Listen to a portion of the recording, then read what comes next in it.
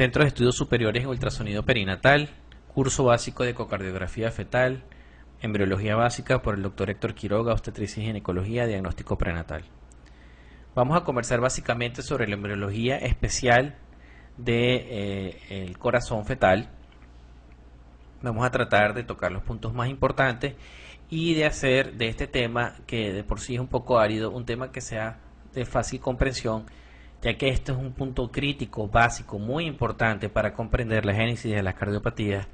Y les aseguro que una vez que comprendan la ecocardiografía, mejor dicho, la embriología, jamás van a poder olvidar una cardiopatía. El conocimiento de la embriología es básico, como lo he dicho anteriormente, para la comprensión de las cardiopatías congénitas. En esta clase nos vamos a ocupar básicamente de la embriología especial del corazón fetal. No vamos a dar la clase completa, lo que vamos es a hacer, digamos que una especie de abreboca que los anime a estudiar este tema tan importante y tan bonito que muchas veces pues nos los enseñaron de manera errada. El aparato del embrión va a aparecer hacia la mitad de la tercera semana. En algunos textos habla hacia el final de la tercera semana, y específicamente es en este momento en el cual ya el embrión no es capaz de suplir sus requerimientos nutricionales por los procesos que hasta ahora lo había llevado a cabo. Y estos procesos son los procesos de difusión pasiva y facilitada. En este momento, cuando ya el embrión no puede obtener todos sus nutrientes por difusión pasiva y facilitada, comienzan a aparecer una serie de acúmulos angiógenos adelante y a cada lado de lo que es la placa neural. Estos acúmulos se van a ir fusionando progresivamente para dar origen a un plexo en forma de herradura, que es lo que más adelante va a dar origen a el futuro corazón. Ya entonces, hacia el final de la tercera semana, o hacia la mitad de la tercera semana, nosotros tenemos la aparición de lo que es el aparato vascular primitivo del embrión. Esos acúmulos angiógenos se van a localizar tanto adelante como a los lados de la placa neural, pero específicamente delante de lo que es la lámina procordal y de lo que es la placa neural. Vamos a encontrar un sitio de mayor concentración de esos acúmulos angiógenos, que van a dar origen entonces a lo que es la placa, o mejor dicho, la cavidad, la placa cardiogénica. Esta placa cardiogénica se ubica entonces delante de la lámina procordal y dentro de una cavidad que es la cavidad pericárdica, que se encuentra en el celoma intraembrionario. Todo esto está ocurriendo en lo que es un embrión en estado presomítico avanzado. Fíjense que ustedes no ven somitas aquí, por eso en este momento, luego de las 3 semanas y media, comienzan a aparecer los somitas, y por eso estamos hablando de un embrión en estado presomítico avanzado. Dijimos que estos acúmulos angiógenos no solamente se ubicaban delante de lo que era la lámina procordal y de la placa neural, sino que también lo hacen a los lados del embrión. Por eso es que dan origen a un plexo en forma de herradura. Y posteriormente, esos acúmulos angiógenos, como ya le hemos dicho, se van fusionando y forman este plexo en forma de herradura. Los acúmulos angiógenos se van fusionando y van a dar origen entonces a vasos sanguíneos.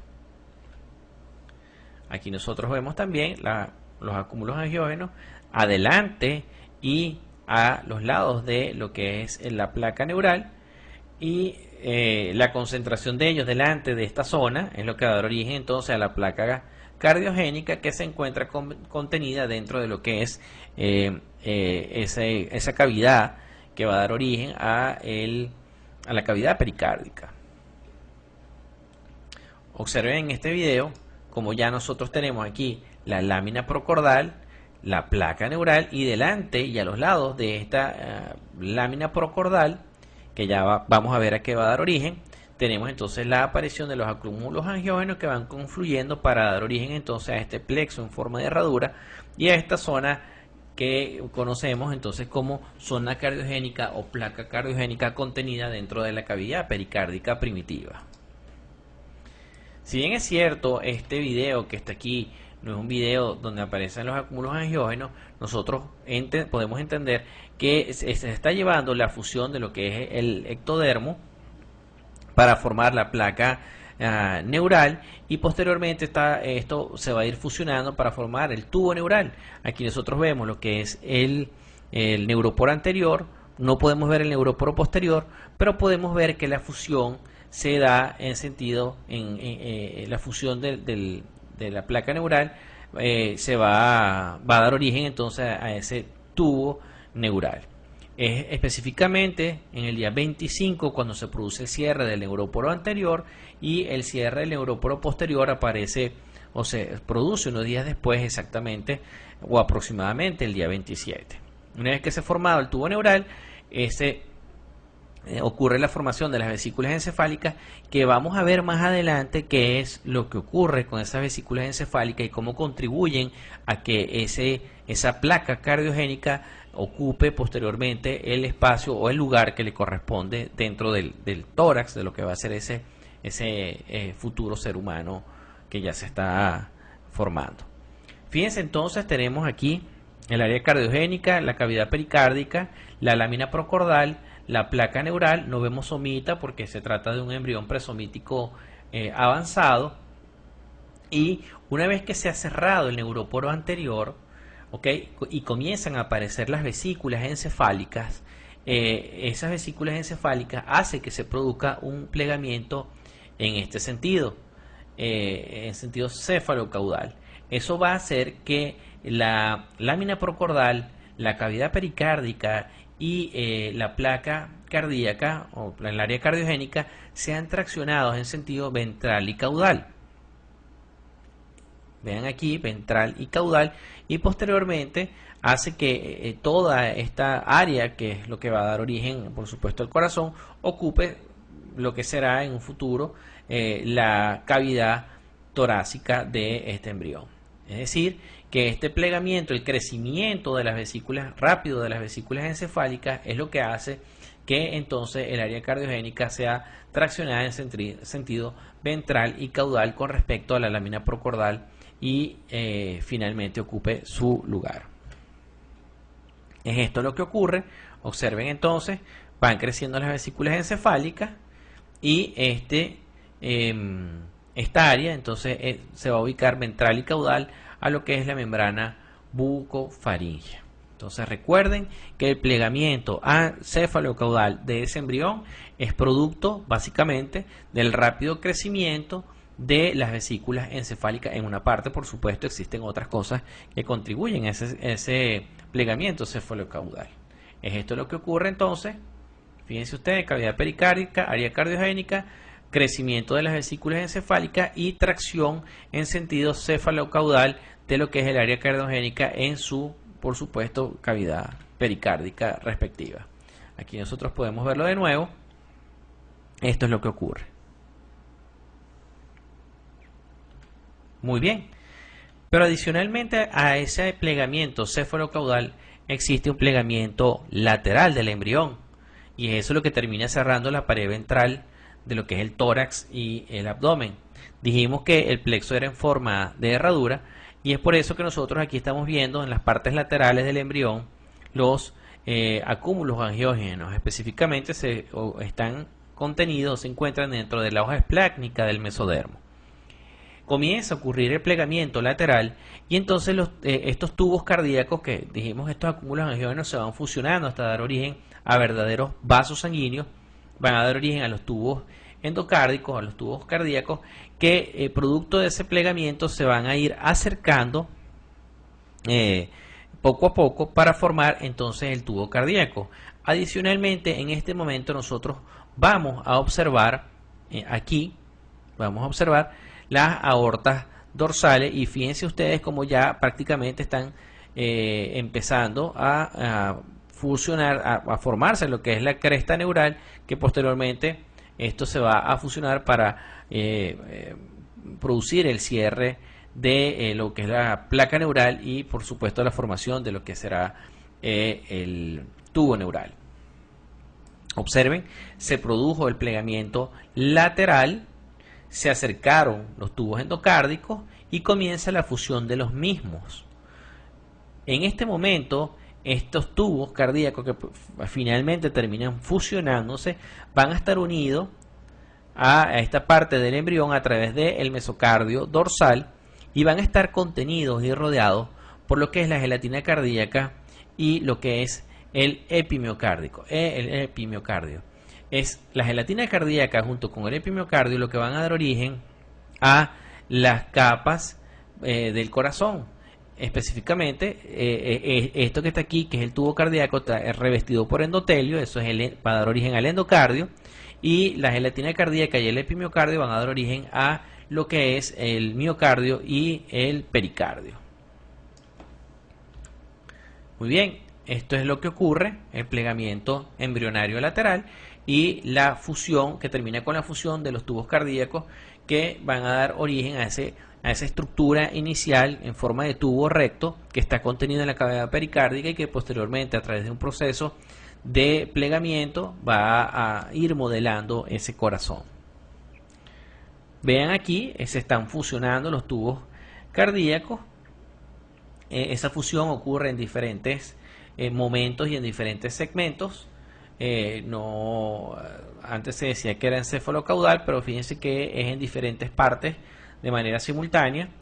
Y justo en este momento, una vez que se fusionan, vamos a tener lo que es en esta parte las aurículas primitivas. En esta porción vamos a ver lo que es el seno venoso. La aurícula primitiva y el seno venoso son estructuras extrapericárdicas y se mantienen fuera del pericardio por un largo rato. Y esto es la porción bulboventricular, que básicamente es la que se encuentra dentro del pericardio, y el conotronco se encuentran fuera. Ellos posteriormente son incorporados cuando se produce el plegamiento del tubo neural, del tubo cardíaco. Vean, en este corte nosotros podemos observar el tubo cardíaco rodeado de la gelatina cardíaca, de la hoja epimiocárdica,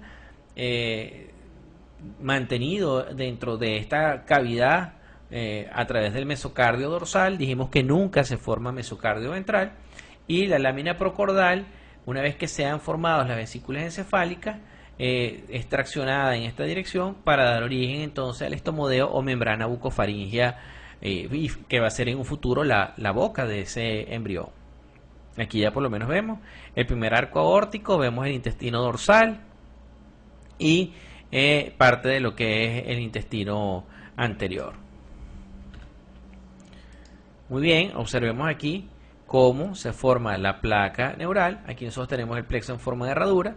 Aquí tenemos los tubos cardíacos, las aortas dorsales. Fíjense cómo se van acercando. Se forma el tubo cardíaco. ¿Ok?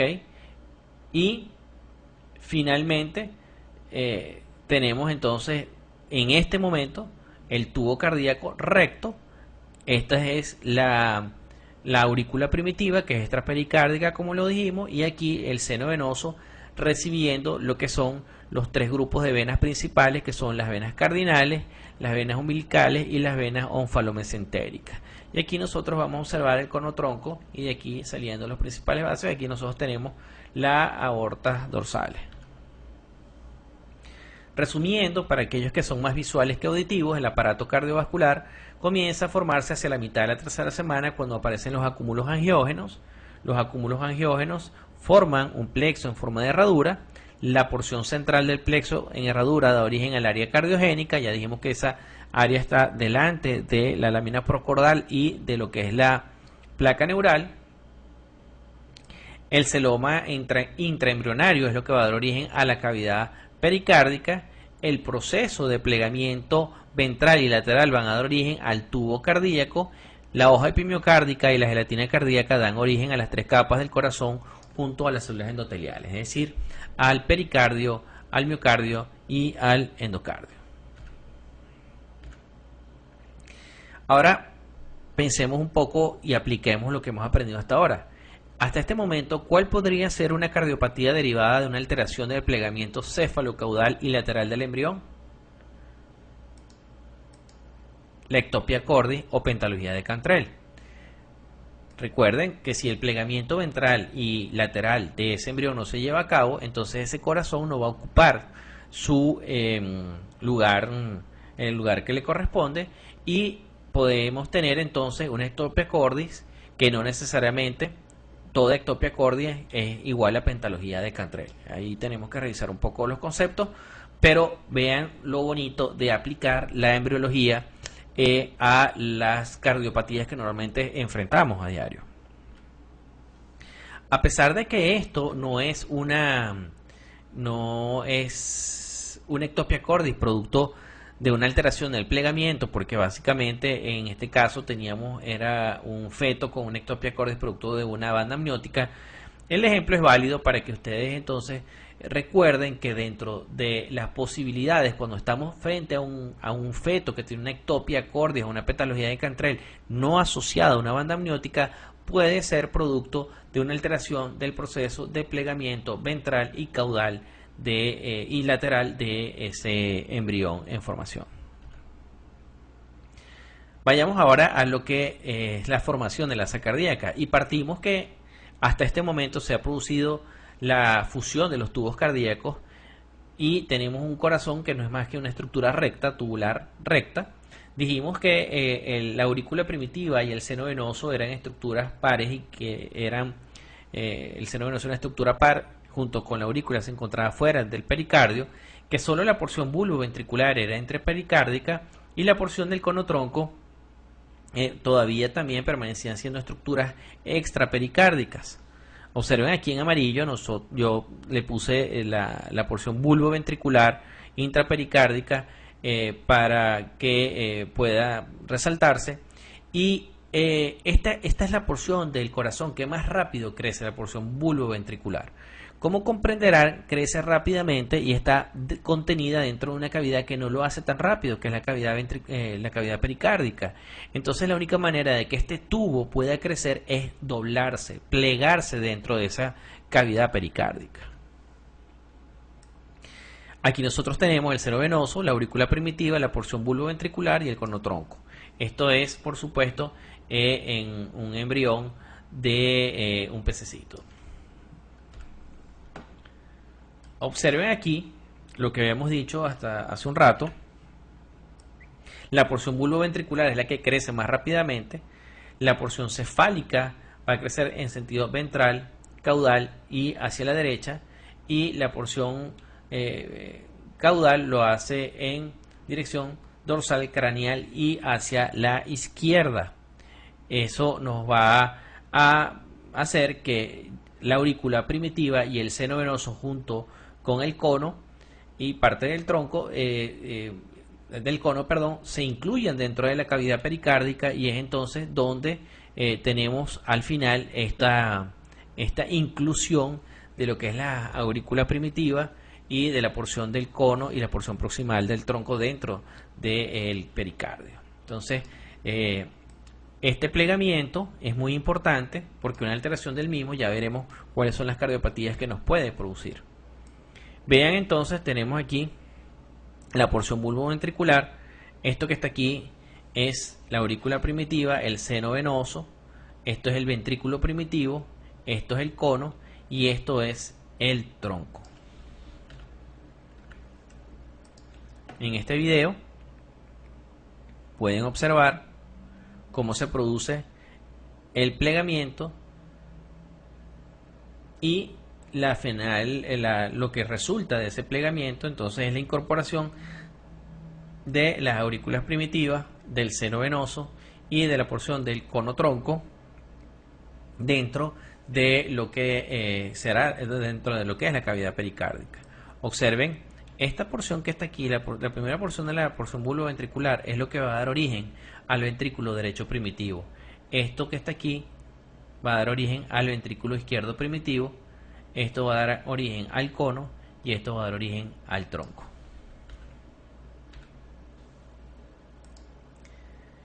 Aunque es un embrión de pollo en este video, observen cómo esta asa cardíaca se encuentra plegada. Es la única manera en que el asa cardíaca vaya a ocupar, puede ocupar lo que es la cavidad pericárdica. Aquí pueden ver el asa ya formada aunque es muy difícil poder identificar los elementos, pues es fácil entender que es ese proceso de plegamiento lo que hace entonces que las estructuras que antes eran extrapericárdicas se incorporen a la cavidad pericárdica. Posteriormente, una vez que nosotros se ha plegado ese corazón, nosotros vamos a hablar específicamente de esta zona. Dijimos que había la aurícula primitiva, luego teníamos la porción bulboventricular, y esa primera porción de la porción bulboventricular, esa primera parte de la porción bulboventricular va a dar origen, en la parte que está proximal al agujero interventricular primitivo o primario, va a dar origen a lo que es la aurícula derecha. Aquí nosotros vemos el reborde bulboventricular, y lo que está a la izquierda de ese reborde bulboventricular es lo que va a dar origen al ventrículo izquierdo. Aquí hay un error, este es ventrículo derecho, este es el ventrículo izquierdo, y aquí nosotros vamos a observar el cono y vemos el tronco. ¿Okay? Observen entonces que proximal y distal al agujero interventricular primario comienzan a aparecer una serie de trabeculaciones. ¿Okay? Vean que esto es lo que va a dar origen entonces al ventrículo derecho primitivo, y esto que está aquí al ventrículo izquierdo primitivo. Aquí hay un error. Puntos importantes: solo la porción bulboventricular es intrapericárdica, esto lo dijimos. El asa cardíaca se forma por el plegamiento de la región bulboventricular. La porción cefálica del asa se va a plegar en sentido ventral, caudal y a la derecha. La porción caudal lo hace en sentido dorsal, craneal y a la izquierda. Y al final del plegamiento, la aurícula primitiva se incorpora a la cavidad pericárdica. El ventrículo primitivo va a dar origen al ventrículo izquierdo, la porción proximal del bulbo al ventrículo derecho, el cono a los infundíbulos ventriculares, y el tronco a la porción proximal de la aorta y de la arteria pulmonar. Hasta este punto apliquemos lo que hemos aprendido. ¿Cuál podría ser una cardiopatía derivada de una alteración en la formación de la asa cardíaca? Una transposición congénitamente corregida de grandes vasos. Es decir, si el asa cardíaca no se pliega en la forma en que lo describimos, sino al revés, vamos a tener una inversión ventricular que no es más que la aurícula derecha va a estar conectado al ventrículo izquierdo y la aurícula izquierda al ventrículo derecho, pero la aorta y la pulmonar van a salir de donde deben salir. Básicamente, lo que es una transposición congénitamente corrida de grandes vasos no es más que una inversión ventricular. O sea, si yo tuviera que dar una clase sobre lo que son las transposiciones, tenemos transposiciones completas y transposiciones congénitamente corregidas. Las transposiciones completas son aquellas en las cuales la aurícula derecha está conectada al ventrículo derecho y del ventrículo derecho sale la aorta. Y a la izquierda tenemos la aurícula izquierda conectada al ventrículo izquierdo, pero del ventrículo izquierdo sale la pulmonar. Esa es una transposición completa. Y su origen embriológico es distinto. Su problema básicamente es un problema que se encuentra en la formación del tabique aórtico pulmonar. En cambio, la transposición congénitamente corregida es aquella en la cual nosotros tenemos una aurícula derecha conectada a un ventrículo izquierdo del cual sale la pulmonar y una aurícula izquierda conectada a un ventrículo derecho del cual sale la aorta. O sea, básicamente transposición congénitamente corregida de grandes vasos no es más que una inversión ventricular. O sea, este es un hombre que realmente para mí debería ser execrado de la enseñanza de la cardiología fetal, que es extremadamente largo y confuso. Con que ustedes aprendan que la transposición congénitamente corregida de grandes vasos no es más que una inversión ventricular, eso es suficiente. Hasta aquí vamos a dejar esta clase porque es demasiado larga, va a ser muy difícil montarla en YouTube. Pudiéramos hablar del desarrollo del seno venoso, sin embargo tenemos otra clase que ya está montada de hace años del desarrollo del seno venoso, y pues creo que lo que hemos tocado aproximadamente es el 10% de lo que es la embriología cardiovascular. Esta clase a mí me apasiona, es muy larga, es muy bonita. Espero que la disfruten y sigan visitando el canal y por supuesto la página de EduFetus, que hasta ahora pues está un poquito olvidada, no he tenido tiempo de trabajar sobre ella. Muchísimas gracias por ver el video.